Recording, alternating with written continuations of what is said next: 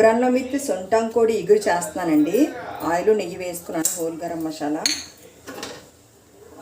Onions, పచ్చిమిర్చి, 4 కప్పులు rice వాటర్లో నానబెట్టి ఉంచుకున్నానండి ఒక అరగంట. కొబ్బరిపాలు తీసుకున్నాను.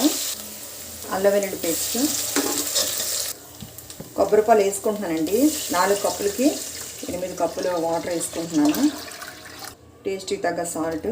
వాటర్ మరిగిందండి. నానబెట్టుకుని రైస్ వేసుకుంటున్నాను. మీడియం ఫ్లేమ్లోని 10 నిమిషాల వరకు పెడదాము స్టవ్ మీద. చూద్దామండి, 10 నిమిషాలు అయింది. ఉడికిపోయిందండి. స్టవ్ ఆఫ్ చేసుకుందాం. సొంటంకోడి ఇగురికి ఆయిల్ పెట్టుకున్నానండి. ఆనియన్, 4 పచ్చిమిర్చి. సొంటంకోడి కొంచెం లైట్గా బాయిల్ చేసి ఉంచుకున్నానండి. ఆనియన్స్ వేగిపోయింది, వేసుకుంటున్నానండి.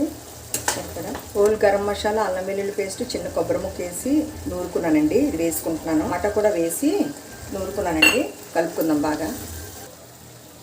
దగ్గరికి అయిందండి. 2 స్పూన్స్ కారం వేసుకుందాం.